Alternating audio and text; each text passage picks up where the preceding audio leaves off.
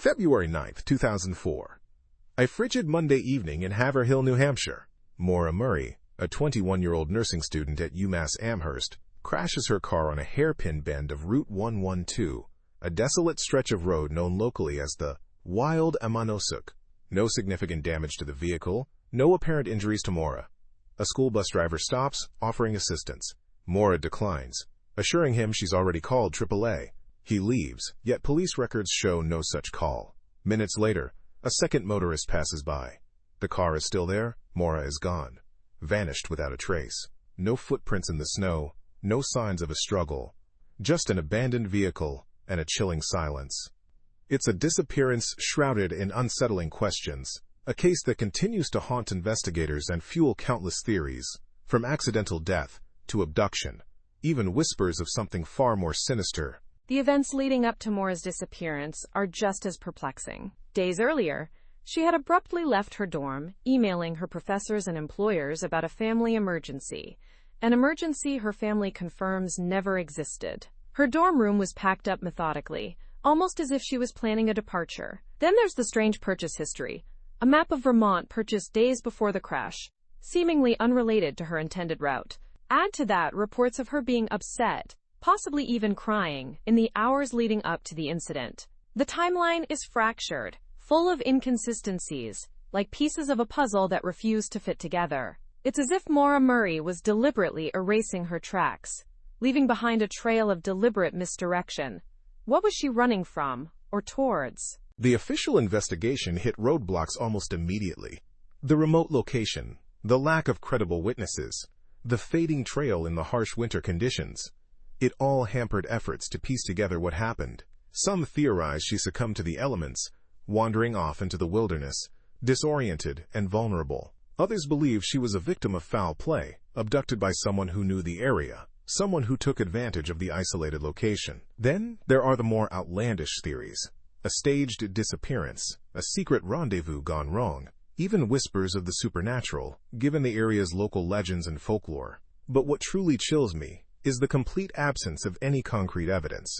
It's as if Maura Murray simply stepped out of existence, leaving behind a void where a young woman once stood. And the eerie coincidences don't stop there. Route 112 has a history, a dark undercurrent of disappearances and unexplained events. Some locals believe the area is cursed, a place where the veil between worlds is thin. Whether you subscribe to such beliefs or not, the fact remains that Maura Murray isn't the only person to vanish without a trace in that region. Other unsolved cases, dating back decades, bear striking similarities, fueling speculation of a connection, a pattern too disturbing to ignore. Could Maura's disappearance be linked to these earlier cases? Could there be something more sinister at play, something beyond the realm of logical explanation? We're submerged in the frigid mystery of February 9th, 2004. Picture this: a desolate stretch of Route 112 in Haverhill, New Hampshire, blanketed in snow. The air is biting, the kind of cold that seeps into your bones. It's here, in this stark landscape, that 21-year-old Maura Murray vanishes without a trace. She had crashed her car, a Saturn sedan, into a snowbank. A bus driver, passing by moments later, offered assistance, but Maura declined, claiming she'd already called AAA. When police arrived just 10 minutes later, she was gone. No footprints in the snow, no witnesses, no sign of struggle. Just an abandoned vehicle, a lingering scent of alcohol, and a terrifying void where a young woman should have been. It's as if the earth swallowed her whole. What happened in those 10 minutes? Where did she go? These are the chilling questions that continue to haunt this case. The timeline itself is riddled with inconsistencies and unsettling details. Maura had been experiencing a series of setbacks leading up to her disappearance. A recent DUI, academic probation, and a strange incident involving alleged credit card theft just days before. She'd packed her belongings hastily, including maps to Burlington, Vermont, and a printed email confirming a hotel reservation in the area, although that reservation was never actually made. This suggests a planned trip, a potential escape, but the destination and her true intentions remain shrouded in mystery. Why the sudden departure? Was she running from something? or towards something? The lack of concrete answers only deepens the unsettling nature of this case. It's like piecing together a jigsaw puzzle with half the pieces missing, and the ones you do have just don't quite fit.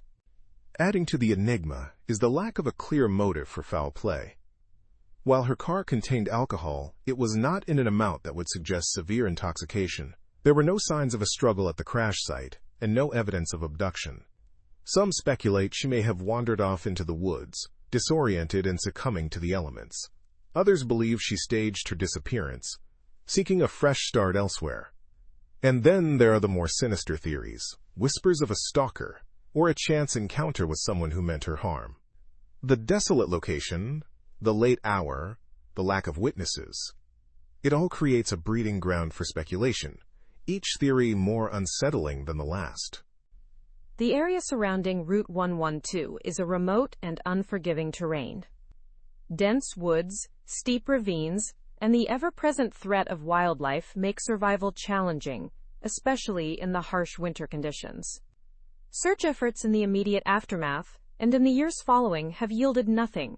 No clothing, no personal belongings, no skeletal remains. It's as if she simply vanished into thin air. Local residents recounted strange occurrences in the days leading up to Maura's disappearance. Unidentified vehicles seen parked near her dorm, unsettling phone calls, and a general sense of unease permeated the air. These anecdotal accounts, while difficult to verify, add another layer of intrigue and fuel speculation about the possibility of a stalker or someone who had been watching her. This unsettling backdrop transforms the case from a simple missing person report into something far more sinister. We've established Maura's seemingly normal life leading up to the crash. A nursing student at UMass Amherst involved in ROTC, seemingly no major personal problems. But something shifts just days before her disappearance. On February 5, 2004, she emails her professors, citing a death in the family as the reason for needing a leave of absence.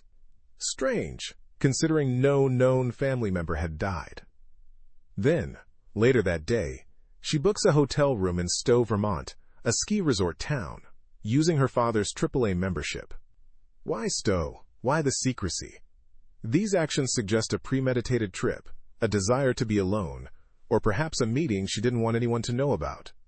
The sudden departure, the fabricated death, the clandestine hotel booking, they all point towards something being deeply off. It's as if a switch flipped, and a different Maura emerged. And the strangeness continues to compound. On the night of February 9th, Maura packs her car, seemingly for an extended trip. Witnesses later reported seeing her carrying belongings from her dorm room to her car. But where was she really going? And why so suddenly, in the middle of the academic year? No one was informed of these plans. Her boyfriend, whom she'd spoken to earlier that evening, was unaware. Her family was also left in the dark. This further supports the theory of a deliberate escape, a flight from something or someone. Or perhaps a rendezvous. Whatever the reason, the secrecy shrouding her actions adds another layer of unease to an already perplexing situation. It paints a picture of someone operating outside their usual patterns, driven by a hidden purpose we can only speculate about. And then we have the crash itself, a single-car accident on a desolate stretch of Route 112 in Haverhill, New Hampshire. No significant damage to the vehicle, no apparent injuries to Maura. A bus driver stops to offer assistance, but Maura declines, assuring him she's already called AAA. This is where things get really eerie. Police arrive just minutes later, but Maura is gone, vanished, no trace of her. Witnesses claim they saw a man in a dark truck near the scene around the time of the accident. Was this the person Maura was supposedly meeting? Was she abducted? Did she flee into the woods, disoriented after the crash? The lack of concrete evidence, combined with the conflicting witness statements, leaves us with a chilling array of possibilities, each more unsettling than the last. The rapid succession of these events, the fabricated death, the secret trip, the crash, and the sudden disappearance, all occurring within a single week, creates a whirlwind of questions. Was she running from something? towards something? Or was she a victim of circumstance, caught in a web of unfortunate events? The official investigation concluded that Maura likely wandered into the woods and succumbed to the elements, but many remain unconvinced. The complete lack of physical evidence, the unusual behavior preceding the disappearance, and the lingering questions surrounding the potential involvement of others keep this case shrouded in mystery. It's a story of a young woman seemingly swallowed by the night, leaving behind a trail of unsettling clues that continue to haunt us. It's like trying to piece together a shattered mirror in the dark. We have fragments of Maura's last known movements: the accident, the bus driver's account, the abandoned car, the scent dogs losing her trail. But they don't form a coherent image. The official narrative is that she fled the scene, possibly disoriented or intoxicated, and succumbed to the elements. But the lack of physical evidence, the absence of a body, and the conflicting witness testimonies make this explanation feel incredibly insufficient. We're left grappling with a chilling void, an unsettling space where logic fails and speculation takes over. Was she abducted? Did she intentionally vanish? Did something far more sinister befall her on that lonely stretch of New Hampshire highway? The questions multiply, each one more unsettling than the last. The timeline itself is a tangled mess. The initial search was hampered by jurisdictional confusion and miscommunication. Precious hours were lost, crucial evidence potentially compromised. Then there's the strange detail of the vodka bottle found in her car. Was she drinking before the accident? If so, why? And how much? Her family insists she wasn't a heavy drinker. Then there are the calls she made just before disappearing, the cryptic nature of her internet searches in the days leading up to the incident. Each piece of information seems to deepen the mystery rather than illuminate it. It's as if the more we learn, the further we are from understanding what truly happened to Maura Murray. This isn't just a missing person case, it's a descent into a labyrinth of unanswered questions, a chilling reminder of how easily someone can vanish without a trace. The Red Cross call adds another layer of complexity to the already bewildering situation. Why would she call them about lodging in Vermont, a state she wasn't heading towards? Was she disoriented after the accident? Was she trying to mislead someone, or was she genuinely seeking refuge, perhaps from a threat we're not yet aware of? And then there's the so-called tan van sightings reported by several witnesses. Was Maura abducted? If so, by whom and for what purpose? The lack of concrete evidence leaves us grasping at straws, weaving theories that often unravel under closer scrutiny. It's this very ambiguity, this unsettling lack of resolution, that fuels the persistent sense of unease surrounding Maura's disappearance. The A-frame house nearby, the rumors of a local man who might have seen something, the stories whispered in online forums. It's a breeding ground for speculation, for theories that border on the supernatural. Some believe she staged her own disappearance, others suspect foul play.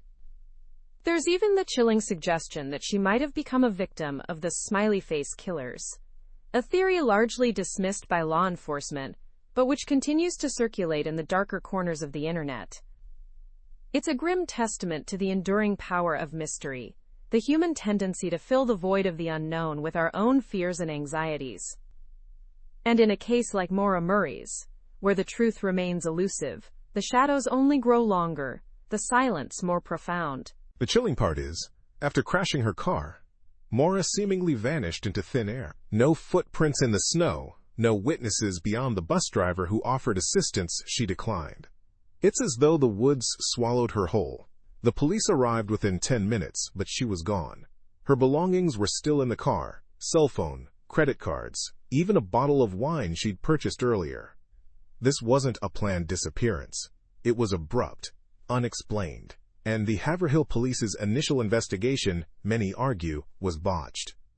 They treated it as a runaway case, assuming she'd simply wandered off, perhaps intoxicated. They didn't secure the scene properly, potentially compromising valuable evidence. This initial misclassification allowed crucial hours, even days, to slip away, making the already daunting task of finding Maura even more difficult. It's like a nightmare where the very people meant to protect you are fumbling in the dark, allowing the horror to deepen. And the theories surrounding her disappearance are just as disturbing. Some believe she succumbed to the harsh New Hampshire winter, lost and disoriented in the woods. Others suspect foul play, pointing to the fact that her car had been facing south towards home before it inexplicably ended up facing north. Was she turned around by someone? Forced to drive in another direction? There were reports of a strange man seen in the area around the time of the crash. He was never identified, and the details surrounding his presence remain murky. Then there's the unsettling proximity of the location to known areas of illicit activity, fueling speculation of abduction and human trafficking. Each possibility is darker than the last, painting a picture of a young woman caught in a web of unseen dangers. What makes this case truly horrifying is the lack of closure. For nearly 2 decades, her family has lived with this gaping wound, this unanswered question. Every passing year, the hope of finding her alive dwindles, yet the mystery intensifies.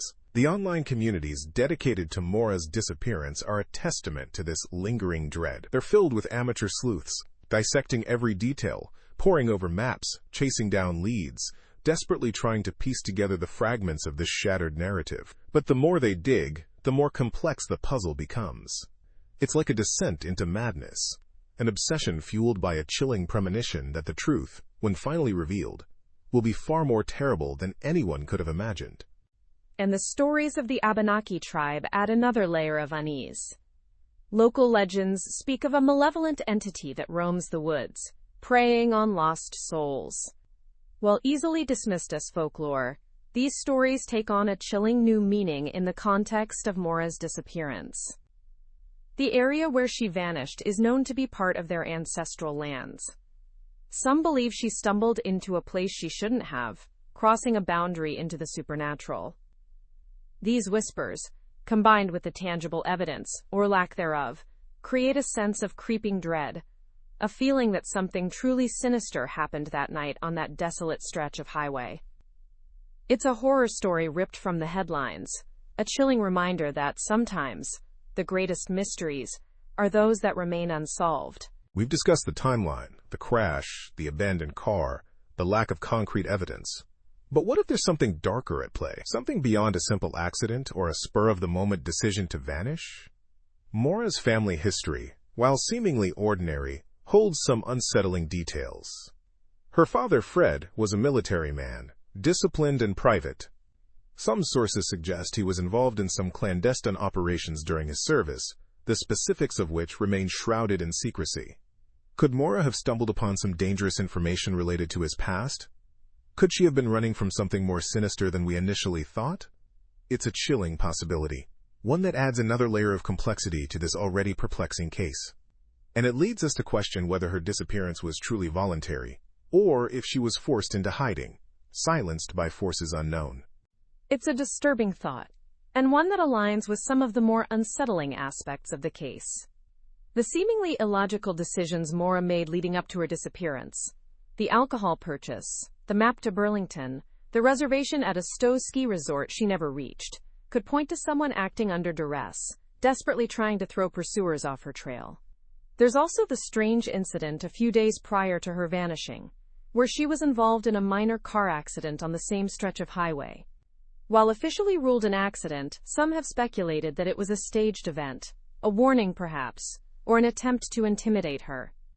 If we connect these dots, we begin to see the outlines of a much more sinister narrative, a narrative that suggests Maura was entangled in something dangerous, something she couldn't escape. And let's not forget the alleged sightings of Maura after her disappearance. While most have been debunked, a few remain stubbornly unexplained. One witness, a convenience store clerk in a town not far from Haverhill, claimed to have seen a young woman resembling Maura just days after she vanished. The woman appeared distressed, and the clerk noticed a distinct bruise on her face. This detail, often overlooked, suggests the possibility of foul play. Could Maura have been abducted, held against her will? Could her disappearance be linked to human trafficking, a grim reality that plagues even seemingly quiet corners of the country? This adds another layer of horror to the scenario, transforming a missing person case into something far more sinister. The human trafficking angle is a chilling one, and unfortunately, a plausible one given the circumstances. Maura was young, attractive, and vulnerable. Her disappearance occurred in a rural area close to major highways, making it relatively easy for someone to quickly and discreetly move her out of the region. The lack of any physical evidence at the scene, no signs of a struggle, no indication of where she might have gone, all point to a carefully planned and executed operation. And the bruised face witnessed by the clerk? That's a detail that haunts me. It speaks to a level of violence and control that's deeply disturbing. It transforms the image of Maura from a lost young woman into a victim, trapped in a nightmare from which she may never escape. So we've meticulously dissected the timeline, the evidence, the whispers, the theories. Yet, Maura Murray vanishes into thin air. One minute she's crashing her car, seemingly unharmed. The next, she's a ghost. No body, no concrete proof of foul play, no definitive explanation. Just a chilling void where a young woman used to be. It's like the White Mountains themselves swallowed her whole. Even the bus driver's account while placing her at the scene adds another layer of mystery. Why didn't she accept his help? Was she already in fear, hiding from someone or something? Was the crash a genuine accident, or a staged diversion? The more we delve, the more questions arise, twisting the narrative into a labyrinth of chilling possibilities. The unsettling part is the lack of a clear motive, a discernible antagonist. If it was an abduction, what was the purpose? Ransom was never demanded. If it was an accident, where are the remains? The harsh terrain of the White Mountains certainly complicates the search. But after years of extensive efforts, shouldn't something, anything, have surfaced? This absence of concrete evidence fuels the more outlandish theories, the talk of a hidden world, a supernatural intervention, a portal to another dimension. While these notions stray into the realm of speculation, the silence surrounding Maura's fate creates a vacuum that begs to be filled, even with the most improbable explanations. And that perhaps is the most terrifying aspect of this case, the chilling acceptance of the unknown. What truly unsettles me is the almost ritualistic quality of the circumstances surrounding her disappearance. The hastily packed belongings, the cryptic phone calls, the printed directions to a location she never reached. They hint at a premeditation, a purpose beyond our grasp. It's as though Maura was following a script, a path laid out for her, leading to a predetermined vanishing point. And then there's the abandoned vehicle, a silent sentinel in the snow, offering no answers, only more questions. Did she flee into the woods seeking refuge, or was she lured? The chilling silence of the wilderness amplifies the mystery, whispering secrets we may never unravel. We're left with a twisted ending, an open cliffhanger in the narrative of Maura Murray's life. Did she succumb to the elements, lost and disoriented in the unforgiving wilderness? Or did she encounter something far more sinister, a presence lurking within the shadows of the White Mountains, a force that erased her from existence? The official investigation remains open, but the hope of finding answers dwindles with each passing year. Maura's story becomes another unsettling tale whispered around campfires, a chilling reminder of the mysteries that lie hidden just beyond the veil of our understanding. And the mountains remain silent, guarding their secrets, perhaps forever. So we've meticulously dissected the timeline of Maura Murray's disappearance. From the seemingly minor car accident to the baffling lack of concrete evidence, we've examined the strange circumstances surrounding the crash itself, the abandoned vehicle, the reported red liquid on the snow, the conflicting witness accounts of a man at the scene. We've delved into Maura's peculiar behavior leading up to the incident, the cryptic emails, the sudden trip north, the hushed phone calls. Yet, despite all this, the central question remains: where did Maura Murray go? It's as if she vanished into thin air on that desolate New Hampshire road, leaving behind a trail of unanswered questions and unsettling possibilities. The bus driver, the scent dogs losing her trail, the lack of any credible sightings, it all points to a mystery that defies logical explanation. And what's perhaps most disturbing is the chilling silence that followed. Despite extensive searches, media coverage, and the tireless efforts of both law enforcement and amateur sleuths, Maura remains missing. No body, no conclusive evidence, just a void where a young woman once stood. The theories abound, each more unsettling than the last. Abduction, misadventure, a desperate attempt to disappear and start anew. Some whisper of foul play, of a predator lurking in the shadows of the White Mountains. Others speculate about a more sinister explanation, a supernatural intervention, a blurring of the lines between reality and the unknown. Whatever the truth may be, one thing is certain. Maura Murray's disappearance is a stark reminder of the fragility of life and the chilling mysteries that can lurk just beneath the surface of our everyday world. The chilling reality is that we may never know what truly happened to Maura Murray. The case remains open, a cold file filled with unanswered questions and fading hopes. But perhaps, in the silence, in the unknown, lies the true horror. The thought that someone, somewhere, knows the answer, holds the key to this chilling enigma, yet remains silent. It's a thought that lingers long after the details of the case fade, a chilling reminder of the darkness that can exist in the world, and the mysteries that may forever remain unsolved.